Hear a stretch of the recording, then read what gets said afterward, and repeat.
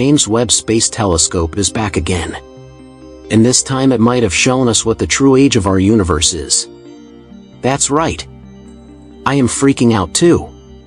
Okay, picture this. Our universe is not the spry 13.7 billion-year-old entity that we once believed it to be.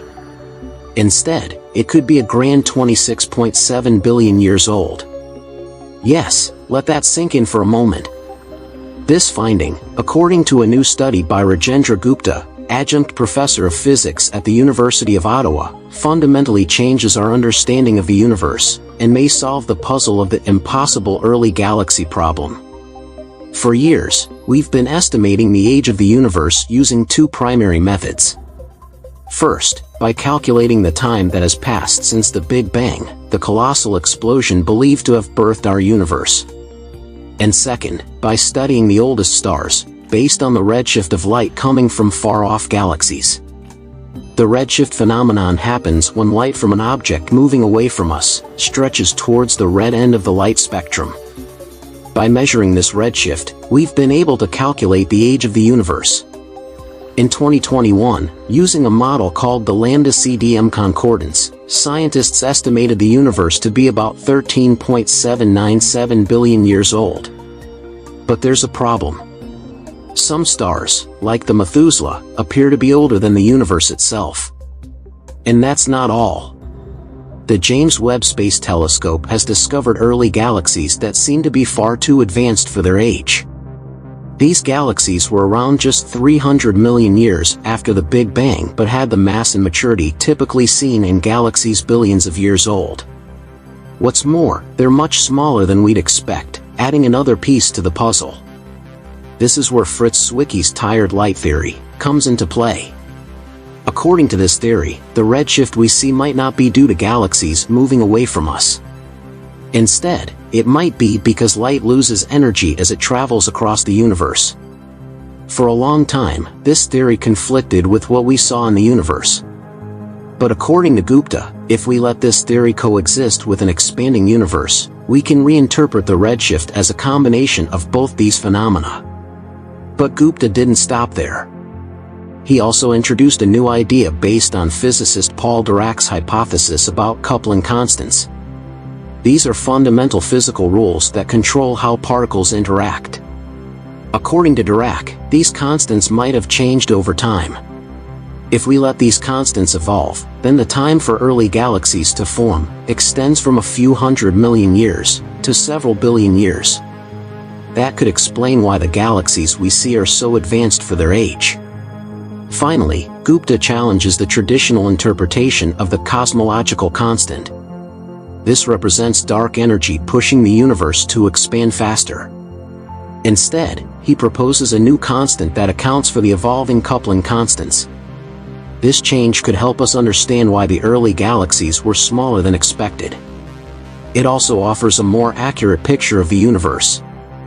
In the words of Gupta, our newly devised model stretches the galaxy formation time by several billion years, making the universe 26.7 billion years old, and not 13.7 as previously estimated. The universe might be much older than we thought, and that could shed light on some of its biggest mysteries. Case in example, the latest findings from the James Webb Space Telescope.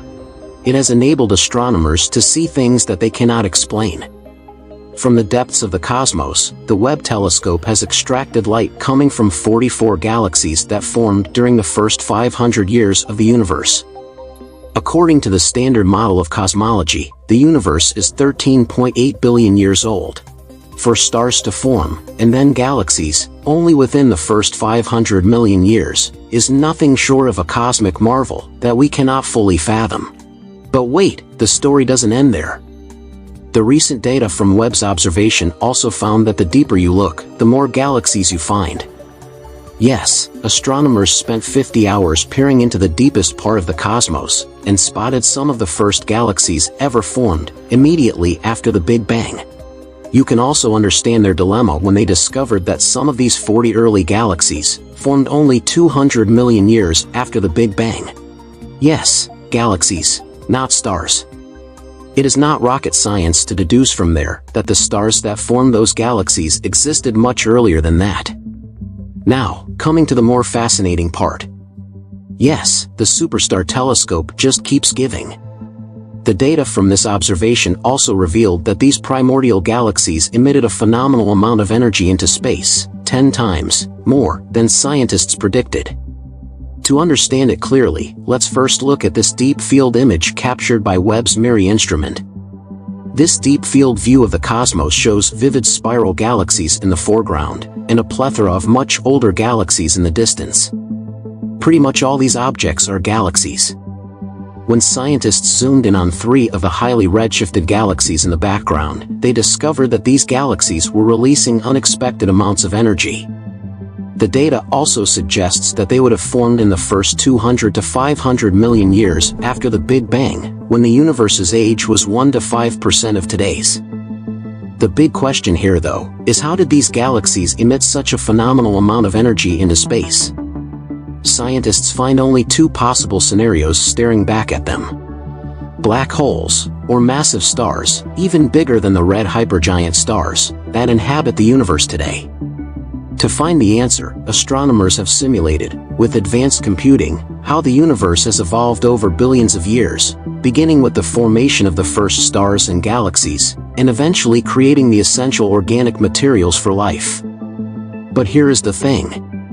Ironically, they could not find light at the end of the tunnel, because no simulations predicted such extreme emissions of ultraviolet energy. So what might explain it? Rajendra Gupta's model. But scientists are studying his theory, and pretty soon, we will understand the true mystery behind the origin story of the universe. Fancy that? What we need, if we want to compare theory to observations, is to quantitatively figure out not just what happens, but when it happens and how much it happens by. The very beginning of our universe, at the start of the hot Big Bang, was a time of incredible uniformity, as revealed by the theory of cosmic inflation and the patterns of fluctuations in the cosmic microwave background. It was an almost perfectly uniform state, a cosmic canvas waiting to be painted with the beauty and complexity of the universe we know today. What happens as gas begins to accumulate in overdense regions? How efficiently does that gas cool, and how does that affect the growth rate of both normal and dark matter? When stars finally emerge in these early environments, how long do they live, how do they die, and how does that impact the cosmic structures that arise? These are the tantalizing questions that keep cosmologists up at night, driving us to uncover the secrets of the universe's earliest moments. But Gupta's hypothesis might change all of this. What is exciting here is the amount of incredible possibilities the James Webb Telescope's discoveries are bringing forward. Whatever we find out, at least one thing is for sure, it is humanity that wins.